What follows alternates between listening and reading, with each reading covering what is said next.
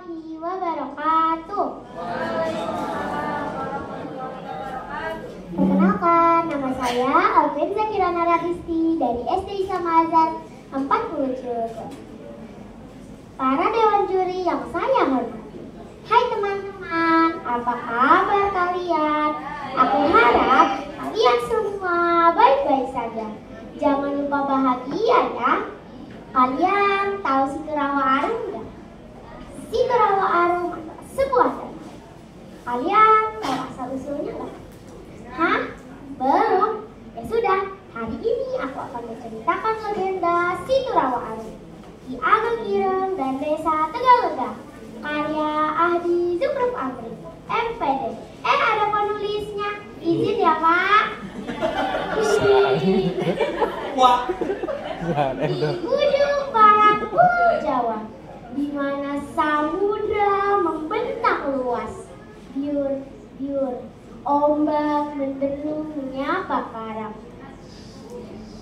Angin sepoi meniup pepohonan kelapa yang menari gemulai. Konon terhamparlah sebuah desa bernama Desa Tegalega. Kala itu desa ini berada di wilayah Merak, Banten.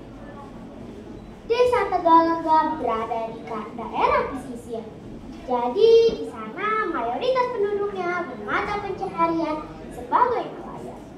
Namun tidak sedikit pula teman-teman yang menjadi petani, karena tanah di Tegalega subur sekali. Desa Tegalega dipimpin oleh Ki Ageng Ireng. Beliau adalah sosok yang adil dan jujur.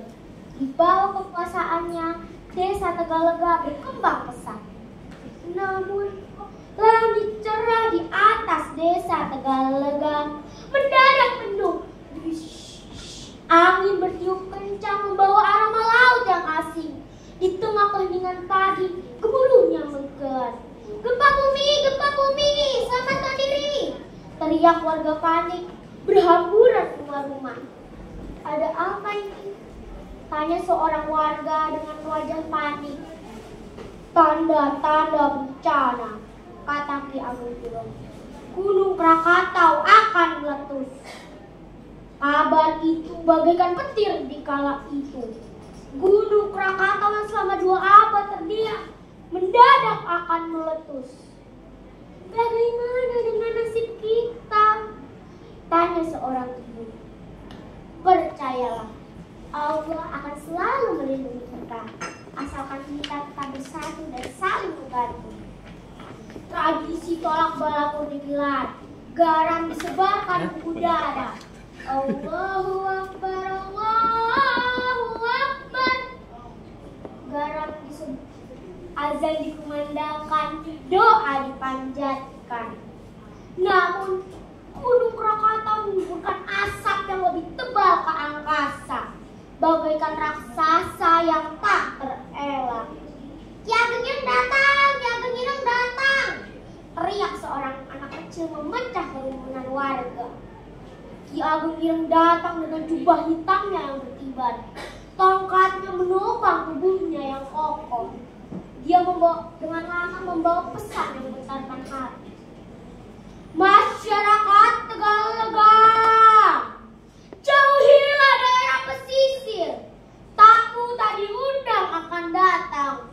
Tamu itu adalah kuda putih yang datang untuk beberapa waktu ke depan. Jika itu terjadi, larilah ke tempat tinggi. Jauhi lembah dan sungai.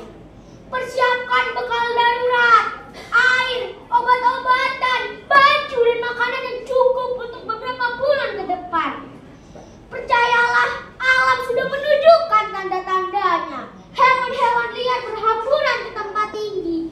Burung-burung terbang dari laut ke darat. Mereka merasakan bahaya yang akan datang, karena alam selalu lebih peka. Kuda putih itu datang tidak mengenal waktu. Kata-kata Ki Ageng Ireng. Kata-kata Ki Ageng Ireng membuat para warga kebingungan. Tidak sedikit pula yang meragukan kata-kata Ki Ageng Ireng. Menganggap Ki Ageng Ireng sudah kehilangan akal sehatnya karena terlalu banyak bertapa. Namun perlahan-lahan kebingungan dan keraguan mulai terkikis, tergantikan oleh rasa takut. Kata-kata Ki Ageng Ireng bagaikan lentera di tengah kegelapan, memandu mereka menuju keselamatan. Satu persatu, warga mulai mempersiapkan diri dan mencari tempat berlindung yang aman. Beberapa waktu berlalu, ramalan Ki Ageng Ireng terbukti benar. Cuan! Gunung Krakatau meletus dengan lebih dahsyat. Gempa bumi dahsyat mengguncang Tegalega. Rumah-rumah hancur rata dengan tanah. Pohon-pohon tumbang dan banyak orang yang terluka. Desa Tegalega terkubur dalam keputusasaan. Gempa bumi dahsyat telah mengguncang Tegalega. Namun, desa Tegalega dihadapkan dengan kenyataan yang lebih mengerikan. Tiba-tiba, air laut surut dengan cepat, menyisakan pesisir yang sunyi dan kosong. Lihat, ada gelombang! Teriak seorang anak kecil. Tanpa mereka sadari, gelombang besar sudah muncul dari cakrawala bagaikan raksasa. Piur! Gempa tsunami menerjang desa hingga tak bersisa. Larilah ke tempat tinggi! Teriak Ki Ageng Ireng, menyuruh warganya untuk lari ke dataran tinggi secepat mungkin. Ki Ageng Ireng kemudian mencoba menyelamatkan sebanyak mungkin warganya. Dia mencoba menarik warga yang terjebak di puing-puing, menarik warganya yang terseret ke laut oleh ombak. Ki Ageng Ireng memimpin mereka menuju ke pengungsian di perbukitan. Di sana, mereka saling menyatukan dan menumbuhkan kembali harapan. Beberapa bulan berlalu, Ki Ageng Ireng memimpin para warga kembali ke kampung halaman mereka. Namun, kenyataan pahit menanti mereka. Kampung halaman tempat mereka lahir yang mereka cintai telah musnah, tergantikan oleh danau yang berisi air asin. Semuanya hancur. Di mana seluruh keluargaku?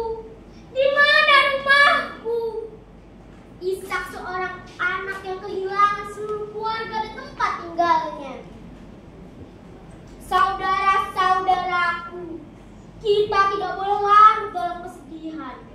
Marilah kita jadikan tragedi ini sebagai awal yang baru.